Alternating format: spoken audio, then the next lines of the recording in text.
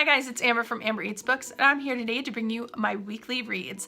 This is the video where I tell you what I read last week, I tell you what I'm currently reading, and I also tell you what I plan on reading for the coming week. Now this week was Spookathon, so I filmed a separate Spookathon wrap-up video, so if you want to hear more about those books, go ahead and check that out, but I will just run through them pretty quickly in addition to the other books that I read. So let's get started. The first book that I read for Spookathon was Alice by Christina Henry. Now I did a full review, but I rated this 4 stars, and I just wanted to give you guys the first sentence since I didn't do that in my Spookathon wrap up. And it is, if she moved her head all the way up against the wall and tilted it to the left, she could just see the edge of the moon through the bars. The next book that I read for Spookathon was Between the Devil and the Deep Blue Sea, and I rated this 3 stars. The first sentence of this book was, I should have had it ready. You stop fearing the devil when you're holding his hand. And the last book that I read for Spookathon was The Fireman by Joe Hill, and I gave this 3.5 stars. The first sentence of this book was, Harper Grayson had seen lots of people burn on TV. Everyone had, but the first person she saw burn for real was in the playground behind the school. Now, in addition to those books, I only finished 2 other ones, and that first book that I finished was The Ghost Next Door by R.L. Stine. This was for the Goosebumps Along that my younger daughter and I are participating in. We loved this book, maybe not as much as the first one, but we still really enjoyed it. We will be including this in our Goosebumps Along wrap-up that I will be posting later in the week. The first sentence of this book was, Hannah wasn't sure which had awakened her, the brittle crackling sounds or the bright yellow flames. The last book that I read this week and actually finished was A Torch Against the Night by Saba Tahir. I gave this book 4 stars. I really enjoyed it. Now, in the beginning of the story though, I didn't connect with it as much as I thought I was going to at first. And I think that had to do with the fact that I put it down about 30 pages in because of Spookathon. I started it not this past weekend, but the weekend prior, and I got that far, and then Spookathon started, and I just had to put it down because I had to get those other books read. And I normally don't do that. I'm not a person that puts down books and picks up another. I normally just read straight through, but I couldn't do that, alas, with this book. So I put it down and I picked it up Sunday, which was yesterday. I finally pushed myself to get into the story. Once I got into that story though, it was the same set of characters that I loved from before, and I was just fully immersed in the story. I describe this as just a grand adventure story. It has some romance mixed in, and it is just really fun. It's so cute, and I am so sad that this book just came out, so I know the next book is going to be a long way off, but that just means I will have to do a reread of the series when that next book comes out, and I'm not upset about that. So really loved it. I hope anyone who is a fan of adventure stories, fantasy stories with a little romance mixed in will pick up this book. The first sentence was, how did they find us so fast? So now let's get into my currently reading pile, which in my currently reading pile, I have 4 books yet again. 2 weeks in a row where I have 4 books that I'm in between. The first of those books is The Haunted Mask by R.L. Stine. This is the 3rd and final book for our Goosebumps Along book. We are a little more than halfway through, so hopefully we will be finishing this either today or tomorrow, and then we can film our wrap up for you guys.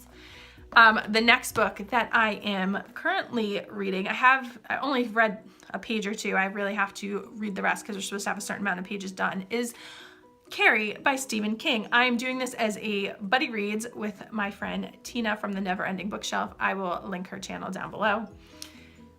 This is a reread for me. I've also seen the movies, so I'm not like too worried about getting through the book. I know I will get through it, no problem. We said we were going to read about 41 pages a day, something like that. So I have to hurry up and get to it because I know she already finished her 40 pages for today. So after I finish filming these videos, that will be the first thing that I do. The next book is also a buddy reads that we are in the middle of, and that is Pet Sematary by Stephen King. I'm reading this with Liz from Mountain City Books and Jay, I think her channel's name is Fiona. We are having so much fun discussing this on Twitter, and I'm actually enjoying reading bits of this and then putting it down, and then reading bits of this and putting it down, which I normally don't enjoy for new books that I've read, but books that I've already read and I'm just doing a reread of, I really don't mind doing that, and it's making me enjoy it a little more because I'm kind of taking my time with it. I'm a pretty fast reader, so the amount of days that we have to get through our set number of pages doesn't really affect me because I just read the pages on the day that we're supposed to have them done by, because I just fly through them, especially this book. This book is just fantastic and I'm really enjoying reading it. The next book that I'm currently reading, I just started last night. I think I only got, I got 18 pages into it before I fell asleep. Now, this is not a book that you want to take to bed with you. I took it to bed with me, but it is so heavy that I don't know how many more nights I'm going to be able to hold this thing up. And that is The Broken Eye by Brent Weeks. This is book 3 in the Lightbringer series. Look how thick it is. Oh my God. It's like, I think it's almost 800 pages. Yeah, it's just about 800 pages. So this is probably going to take up a good couple of days out of my week.